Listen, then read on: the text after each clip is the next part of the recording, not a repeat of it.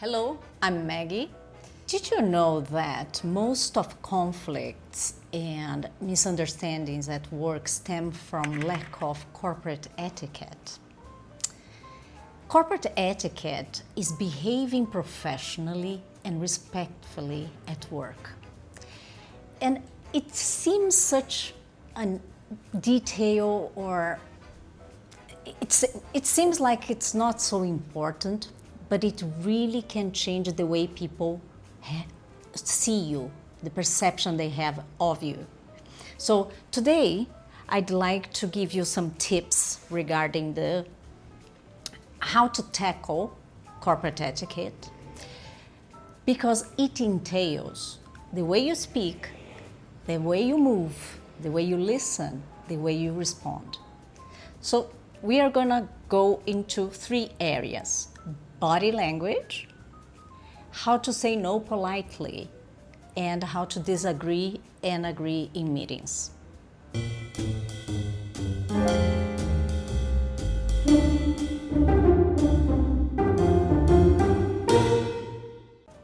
Ready? So first, body language. Picture this. You are in a meeting and there are 2 coworkers sitting. One is laying back like that, arms crossed and rolling his eyes. The other one is sitting upright, nodding and occasionally smiling. Which one of the 2 would you like in your team? This is how body language is important.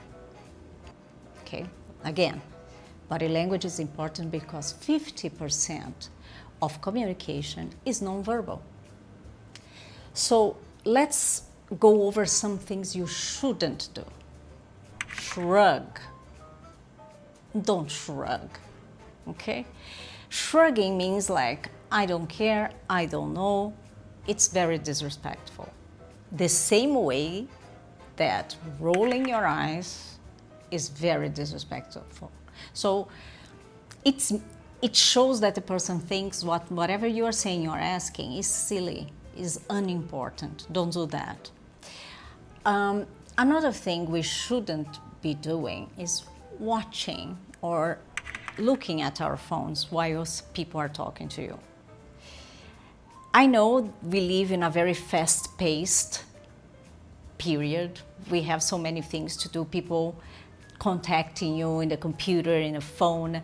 But when people talk to you, look into their eyes, make eye contact. It shows professionalism, you see? So it shows you are in control. You are not overwhelmed all the time. So keep that in mind. Keep your hands where people can see them, not under the table or the desk. And when you have your position upright, you can relax your shoulders, but not too much, you know? So keeping that gives a different perception of you to other people. So sitting upright, even with the shoulders more relaxed, can help you with your credibility, your posture, and your reputation at work. Keep that in mind, okay? So the next point is saying no. A lot of my students come to me and say that it's very hard to say no to requests. But this is a requirement at work today. You have to be assertive. You can't say yes to everything, and it's your responsibility to say no sometimes. But you can do so politely, respectfully, professionally. And there are a few sentences you can use. First sentence, I'm afraid. I'm afraid is the same as I'm sorry, but you can say I'm afraid. So I'm afraid I'm busy today, but I'll help you tomorrow. So you see that you excuse yourself from helping at that moment, but you also provide a solution. So that seems that you are very collaborative and you are not just saying no for the sake of no. Another way is using conditionals. And if you're not very familiar with conditionals, check my playlist. There's a video of conditionals. So conditionals are great. You can say, oh, if you wait until tomorrow, I'll help you with that report. That's fine. You can't help the person now. You are saying no now. Another one would be to say, I'd love to help you, but that's not really my area. I'll put you in contact with somebody who can help you. Don't just say you can't because that's not your responsibility or your area without trying to show that you are helping. Okay, that's it. That's saying no. It is your responsibility to say no because you have to be assertive at work. This is very, very important. Now, by the way, just a quick pause here. If you like this video, click that button. Subscribe. There are lots of contents and we'd love to hear from you so that we can improve our videos. Leave your comments. So, moving on. The next point. Agreeing and disagreeing in meetings. Now, if you keep repeating, oh, that's a great idea, that's a great idea, it seems like you have very limited vocabulary. So we can have other ways to agree with people. Let's say that makes a lot of sense. A great one. I couldn't agree more. It means you agree 100% with the person. I couldn't agree more. I agree with you 100%. There are many ways to agree. Now, the trick here is to disagree. Disagree might seem a little rude if you don't use the correct form. So the first thing you have to bear in mind is acknowledge you have listened to what the person has said. So after that, you give your point of view. So, for example, I see your point, but maybe we could something. I hear you, or I understand where you're coming from, but perhaps we should, etc., etc.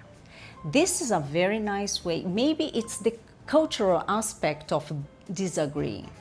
You have to acknowledge you have listened and you understand.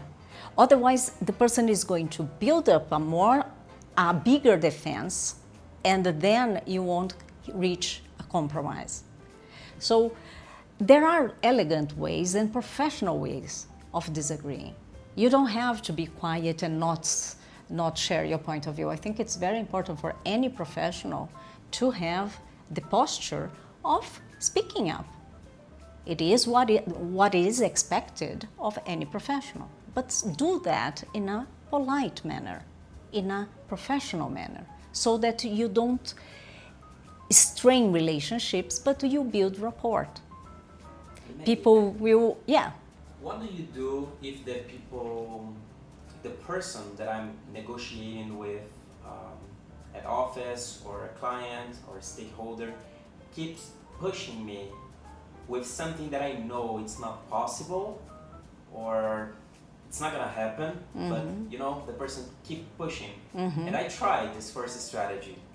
What to do next? Okay, that's a very good question, because there are some people who take persistence to another level, right? So that is mostly about standing your foot. So you're gonna say, well, let me regroup and reassess and get back to you. That's a nice one, because you're not gonna get. And if you get back to the person, it's gonna be a no. But for you to get out of that situation at that moment, because it can be very unpleasant, right? So you can say that, or you can say, there is a sentence that I love very much, is I'll take that under advisement. And then it means I'll think about it. So when you do that, you are closing the topic. There's nothing else to do. And if still the person keeps insisting, you have to be a little more assertive and say, Well, I cannot give you the yes you are expecting today. I'm so sorry, but let me sleep on it and let's reassess and regroup next week, shall we? And then you get out without compromising the relationship with your client. Okay, so I think that's a very good strategy. So, recapping, corporate etiquette, people, important. I don't even have to say how important it is for you to greet people before asking them whatever they want, whatever you need from them. No, have people, they are humans, you know? Try to keep this in the way you would like to. Body language. There are certain things that we do and we might not notice, but it's very passive-aggressive. When we roll our eyes, we are saying to the person, without words, but we are actually communicating. We think that that question or the person is silly. Why would you want to do that at work? You know, certain things are better kept to yourself, or you have to stand tall and give your opinion. But body language, it says more about you than the other person. Keep that in mind. So, say no politely. It is your responsibility to say no politely. I'm afraid, I'm sorry, but conditionals, okay? Always offering another solution. And agree in disagreeing, always acknowledging what the person has said, that you have listened and you understand where they come from. Okay? Well, I hope you liked it, and thanks for watching. See you next time.